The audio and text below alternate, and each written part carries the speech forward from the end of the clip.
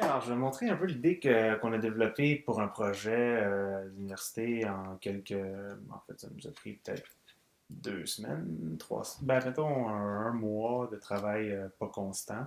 Euh, En réalité, ce que c'est une trappe d'aération robotisée pour principalement les maisons qui ont des systèmes de chauffage binaires, là, dans le fond, une fournaise, puis qui pousse qui pousse de l'air dans toutes les pièces également. Dans le fond, dans ce projet-ci, on a une trappe d'air comme celle-là, et puis techniquement, il y a un senseur de température par pièce. Fait qu'on est capable de regrouper chaque trappe d'aération par senseur de température. Puis après ça, on peut, avec l'application qu'on a fait, euh, dans le fond, ajuster chaque pièce. S'il y a des pièces qu'on utilise moins, mais on peut mettre une température plus basse pour qu'il ferme la trappe pour pas qu'on la chauffe inutilement. Donc, je vais montrer un peu comment ça fonctionne. On a une application Android et une application iPhone. Moi, j'ai fait l'application iPhone.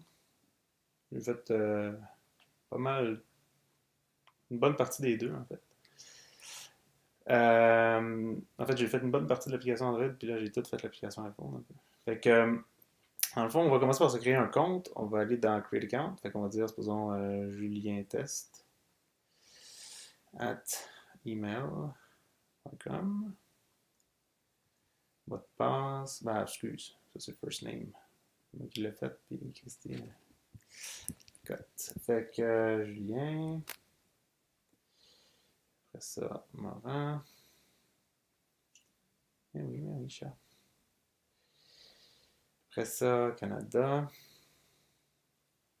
Québec. Montréal. 1, 2, 3, 4, 5. 1, 2, 3, 4, 5. H2, H2, H2. Suivant.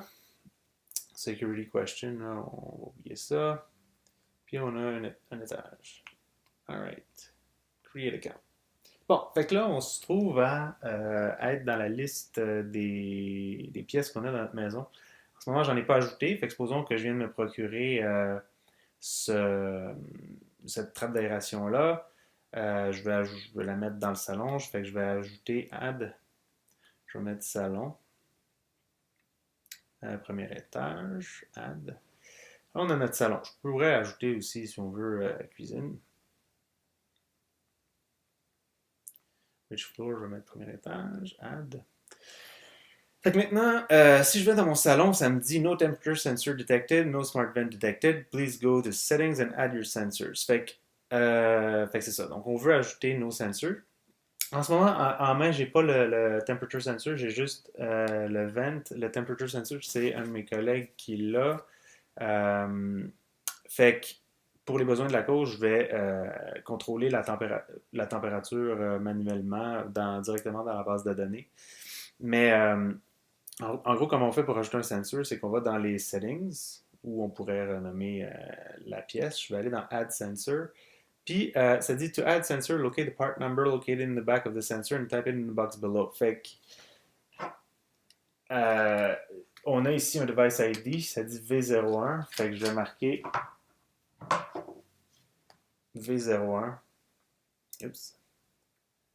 Voyons, V majuscule, 01. Add sensor. Tac.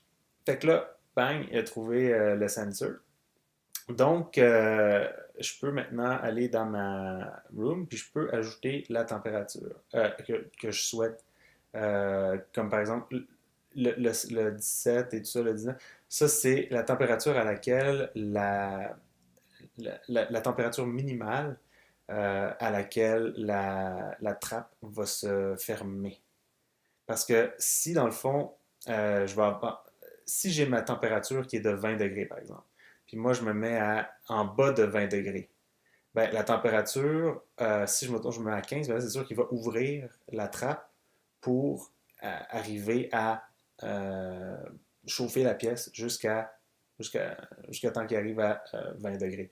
Mais si je le mets au-dessus de 20 degrés, il va fermer pour finalement refroidir la pièce. Mais là, j'ai pas de température, fait que je vais ajouter un autre sensor, mais qui n'existe pas pour l'instant, qui va s'appeler T02, Add Sensor. Et puis ça, les numéros de pièces sont gérés par nous. Là. C'est pas, supposons, j'essaie d'ajouter n'importe quoi, là, il va dire que cette pièce-là n'existe pas. Euh, puis, donc, maintenant, je peux, vu que le senseur n'existe pas, il est à 0 degré, mais je vais manuellement aller modifier cette valeur-là dans la base de données pour qu'on ait quelque chose à montrer. Parce que l'autre senseur, il est à quelque part qui fait 12 degrés en ce moment, puis il n'arrête pas de marquer 12 degrés, puis 12 degrés, c'est notre valeur minimum, fait que je ne peux pas faire de test avec ça. Fait que là, en ce moment, je suis dans le salon. Je vais aller changer la valeur de salon, je vais la mettre à 20 degrés. Go. Fait que là, maintenant, si on attend quelques secondes, la température devrait modifier ici pour 20 degrés. Fait que c'est comme si le senseur disait, oh, il fait 20 degrés. Fait que je vais mettre à jour ma valeur dans la base de données. Et voilà. Là, ce qui arrive, c'est que on peut contrôler. Tout le téléphone ne parle pas directement à la trappe. Les deux se connectent sur un serveur à distance. Donc, je pourrais modifier ces conditions-là, peu importe je suis où. J'ai pas besoin de pairer là, Bluetooth ou whatever mon senseur. Là, ce que je vais faire, c'est que je vais allumer. Ça marche à batterie, là, mais j'ai pas de batterie en ce moment de recharger. Là, fait que je vais le brancher avec un fil.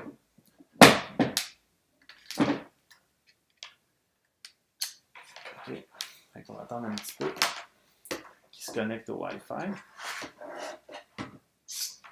OK. Bon, voilà, il est connecté. Fait que là, on peut voir que